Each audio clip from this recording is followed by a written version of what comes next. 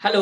OP classes के digital platform पर आप सभी का एक बार पुनः स्वागत है। आज हम लोग जल्दी से बलबन के बारे में पढ़ ले रहे हैं, जो कि गुलाम वंश के अंतिम शासक थे।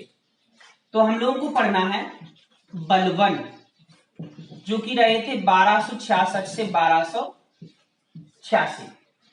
बलबन जो है गुलाम वंश के अंतिम शासक थे। इसके बाद खिलजी वंश का उदय होता है। तो बलबन के बारे में प्रमुख बातें ये हैं कि बलबन के बचपन का नाम था बहाउद्दीन और इन्होंने ग्यासुद्दीन बलबन नाम से अपना राज्याभिषेक कराया था। इल्तुतमिश ने इन्हें ग्वालियर विजय के दौरान खरीदा था। तो कुछ बातें लिखते हैं। बचपन का नाम बहाउद्दीन, ठीक। ग्यासुद्दीन बलबन नाम से राज्याभिषेक, ठीक है। हुआ क्या था कि पहले बलबन को ये अपने आप को बीर अफरासियाब का वंशज कहता था। क्या कहता था? बीर अफरासियाब का वंशज, ठीक है। अकबर को पहले मंगोल पकड़कर ले गए थे और वहां से होते होते ये ग्वालियर पहुंचा और जहां पर इल्तुतमिश ने इसको खरीदा था। तो इल्तुतमिश ने इसे ग्वालियर विजय के दौरान खरीदा। ठीक। बलबन का राज्याभिषेक हुआ था लाल महल में। लाल महल में राज्याभिषेक, ठीक है। अब क्या है, जैसे ही इसका राज्याभिषेक हुआ उसने वो सारे कारण समाप्त किए जिसकी वजह से एक सुल्तान को मार दिया जाता था। यानी जो इल्तुतमिश ने गुलाम चालीसा का गठन किया था, सबसे पहले उसने उसको समाप्त किया, क्योंकि इसे पता था कि गुलाम चालीसा का ही कोई ना कोई सदस्य आगे चल के इसको समाप्त कर सकता है। तो इसने क्या किया? गुलाम चालीसा, ठीक। इसी गुलाम चालीसा को क्या कहते थे? तुर्काने चहलगानी। तुर्काने चहलगानी का को समाप्त किया, ठीक है। इसके पहले जो नासिरुद्दीन महमूद गद्दी पर बैठे थे, उन्होंने बलबन को उलूग खां की उपाधि दी थी, ठीक है।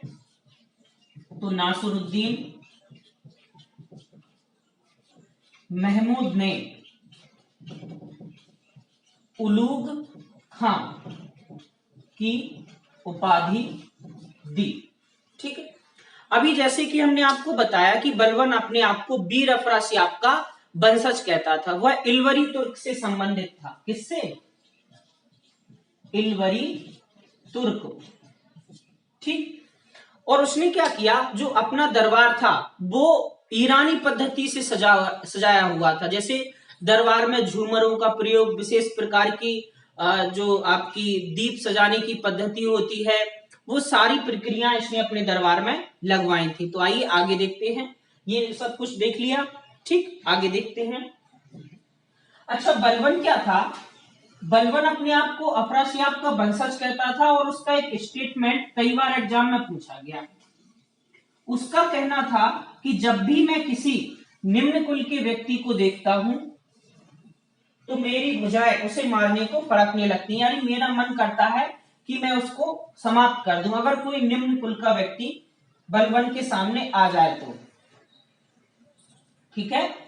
तो जल्द से एक दो बातें इसके बारे में और जानते हैं, ठीक।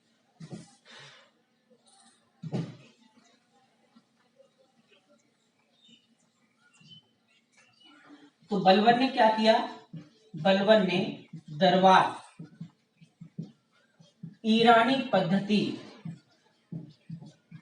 से सजाया, ठीक है। इसके अनुसार इसने क्या किया था? दरबार में सिजदा, पैगोस और नवरोज त्योहार शुरू किया था। इसने सिजदा, पैगोस तथा नवरोज त्योहार शुरू किए।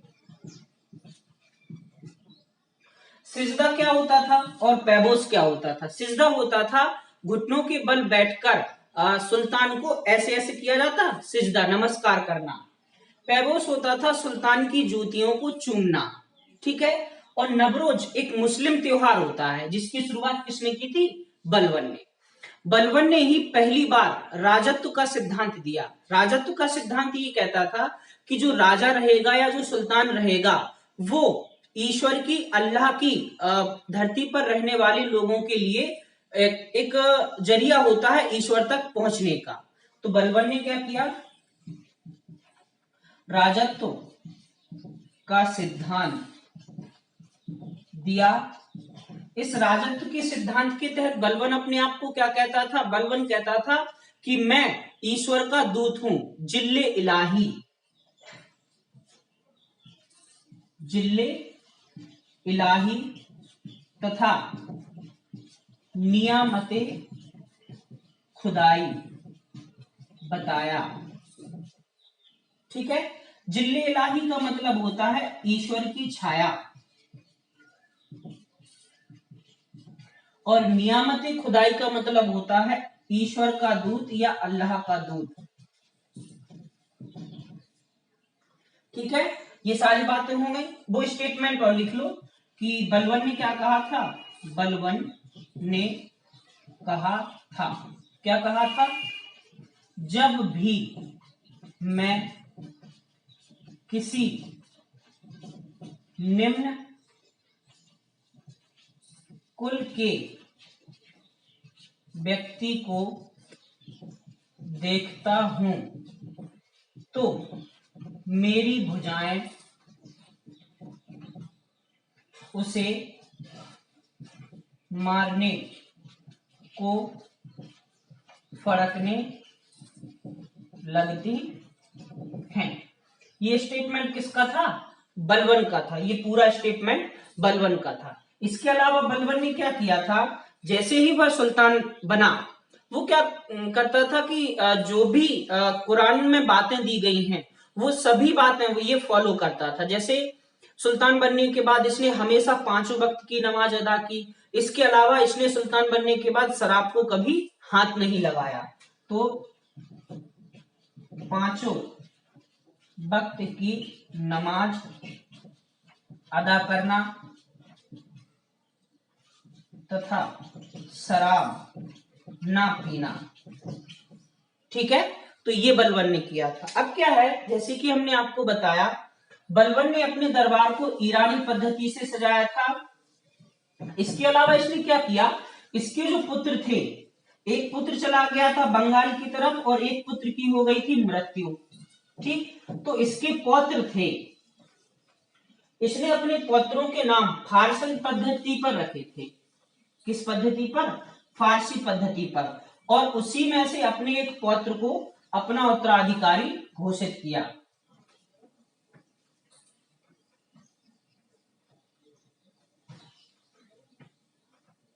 अच्छा, बलबन बहुत ज्यादा उम्र होने पर सुल्तान बना था, इसलिए इसके दरबारी से बलबने बुजुर्ग या बलबने जर कहते थे। ये पॉइंट और लिख लो।